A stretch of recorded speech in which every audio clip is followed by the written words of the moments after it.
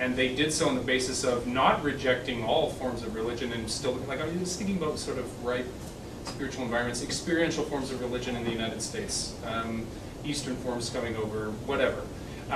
That's very different in some ways, I think, if we just look at the demographics, than what many of us are talking about when we're talking about 13-year-olds, and certainly when I think about the spirituality of the people I'm studying, they wouldn't. It's well, that's cohort. That's one of my 3 dimensions. I know, and you would. There's something different going on now than there was in the 1960s when my generation did this, and when the generation that you're looking at. To some, I mean, I question. I mean, some of the sources that I'm citing. So when they talk about sort of economic pressures, I'm aware of some of these socioeconomic issues in the way, and they say that just the job market as a general construct, how that applies to a 17-year-old high school student in Toronto. And I'm sure that it's changed from the 1960s, but how there's no way to compare that to the experience of a 17-year, because I can't compare. I'm going to be asking a 50-year-old person. I can't go back and ask the person in the baby boomer generation what they felt like as a 17-year-old. You know what I mean? Like that. You can, but they'll lie.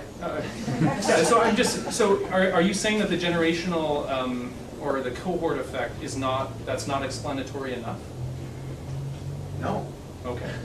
That's exactly what I'm saying. Oh, okay. There are 3 things going, at least 3 things going on. At least. There's the cohort effect. You write these 3 down so you'll keep cohort, age, and age. There's age cohort. There's observational, like. What do you mean by that?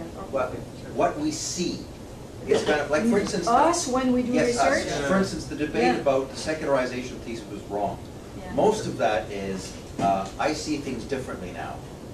Nothing's particularly changed, but what we saw in the 60s, we misapprehended, and so now we redo the whole thing. That's an observational change. Perfectly legitimate, nothing wrong with it. But that's different from things actually changed, which they also did. Like you just said, the 60s are not the noughties, right? And then there's that other one, and that is the age effect. Adolescence, or so, for instance, the argument that Christian Smith puts forward that emerging adulthood is now a solidly formed life stage in North American cultures, and that it comes like with adolescence, with expectations that emerging adults have of themselves, and that we who are not in that group have of them. We says, look what you're doing. We expect you to do this, and then we worry about it, right? It's just like we always have with adults, right? They're supposed to be nuts. Right, now we've got a slightly less nuts group, and we look forward to, as I have, I'm waiting when you turn 25, right? Because then you're going to pull out of this phase, right? Whereas you might say 56 years ago, that phase wasn't there. Right. Yeah, that's true. Right. Anybody else want to add? Well, I think this is all very fascinating, especially in the context of what Solange said about analyzing the word God. Could you expand a little bit more about this? Yeah, well, at first sight, it could sound like a traditional reference or a religious reference, but when they asked the interviewees, it was not traditional at all. It meant all sorts of pantheistic beliefs or cosmic beliefs, and there were parallel research in Europe as well were showing that. Even among Christian communities, that more and more the reference to God was becoming more and more immanent to the world.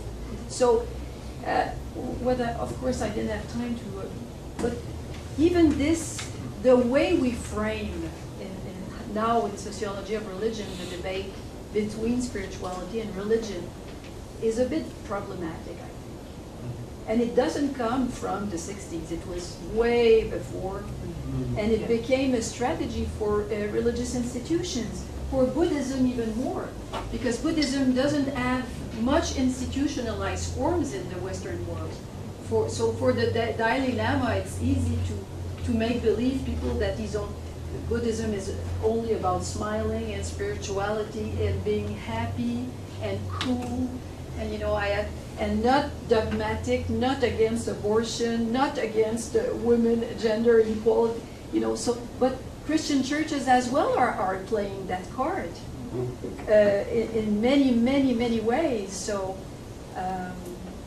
but anyway, but in the 90s, the research were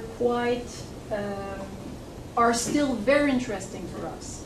And my main methodological problem is that to to grasp religion in the life of people, we need much more than surveys, even biographies. We need life stories during many years, and we need to observe people when, like in Quebec, we can say, okay, we became non-believers or not so religious.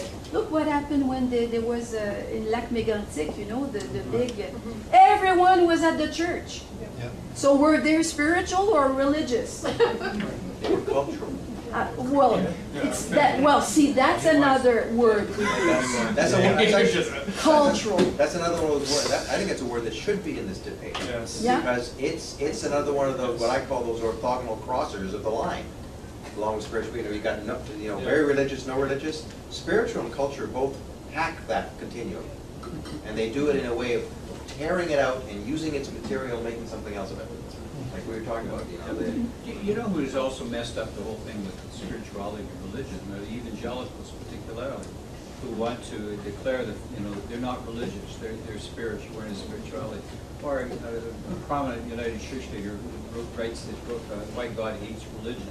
Well, it really messes everybody up. What the heck you're supposed to be at the end of the day. With the evangelicals, I'm sure you find What's interesting is that you have this category where saying that you're asking people if they're religious but not spiritual, because this is something that I've grappled, because there's a conservatism that I couldn't talk about that I didn't expect to find in this particular group. First generation, very pragmatic in their notion, in their founding system of their congregations, very open to gender equality, so you have female pastors. This is something, that's just as an example, very pragmatic approach to how a community builds itself.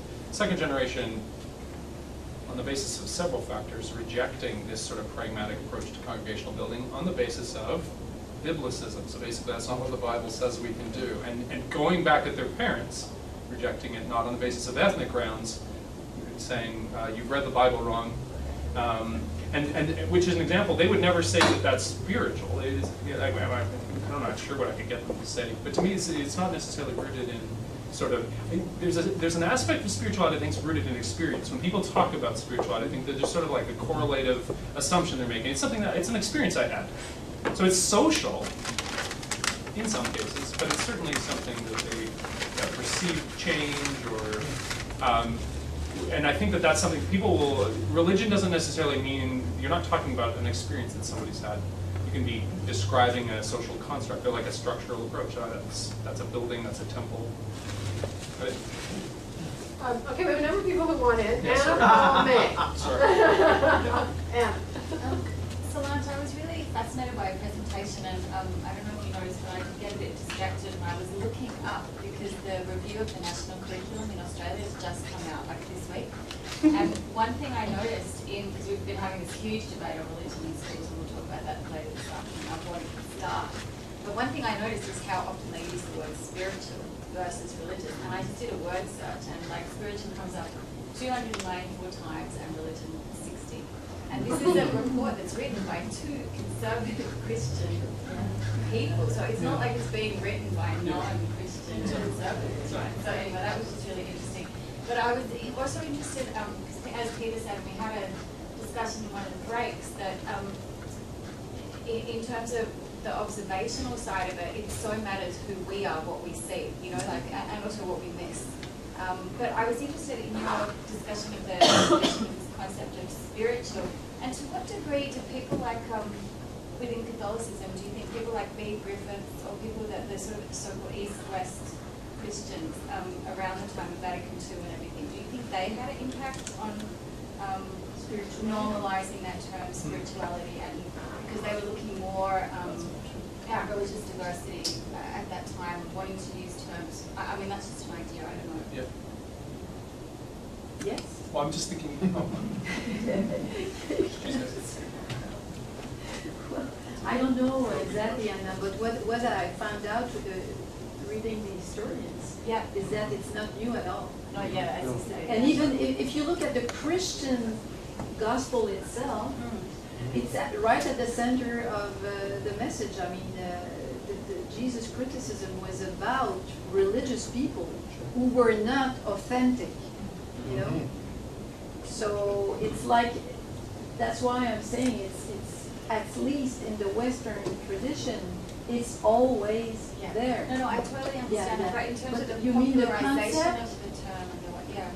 I'm not so, well, if I look in Canada, the concept appeared, well, to me, my hypothesis is that when they felt, the religious institutions felt that people, that their influence was declining,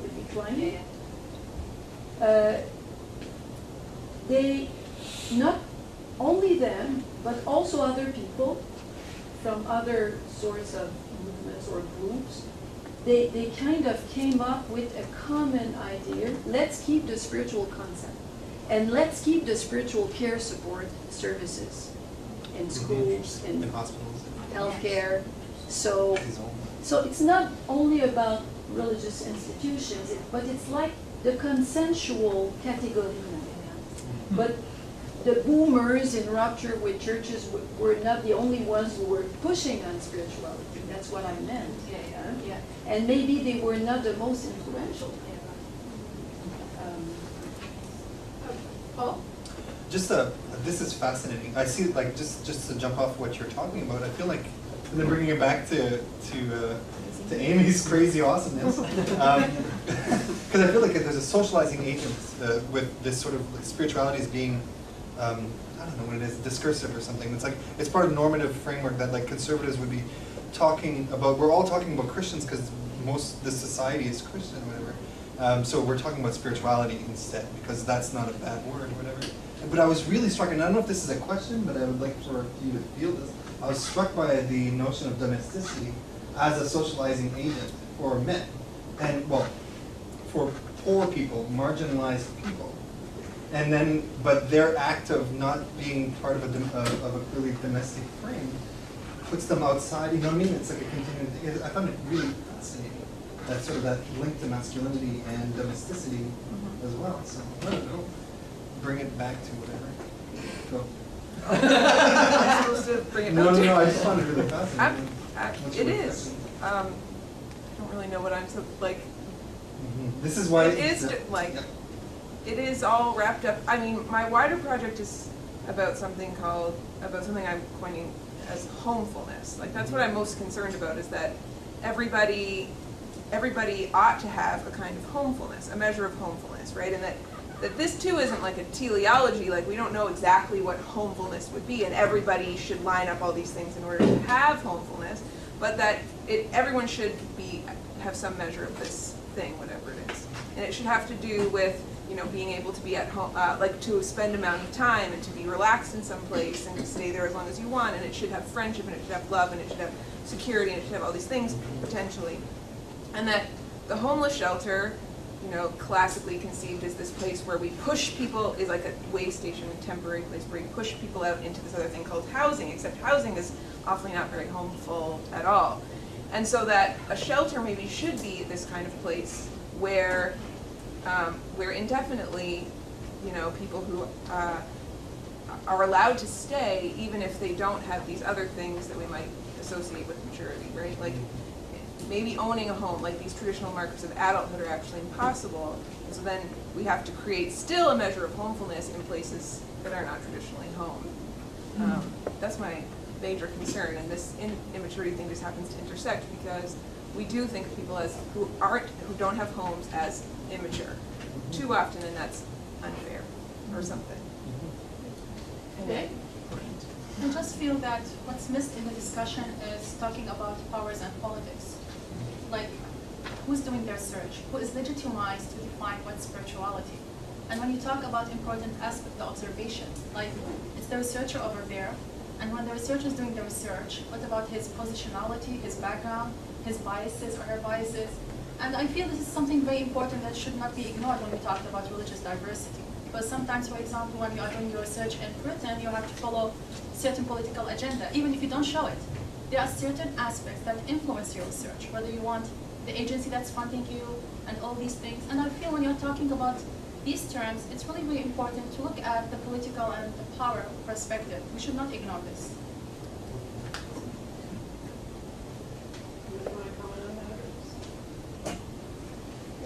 Okay, Elizabeth, and then Professor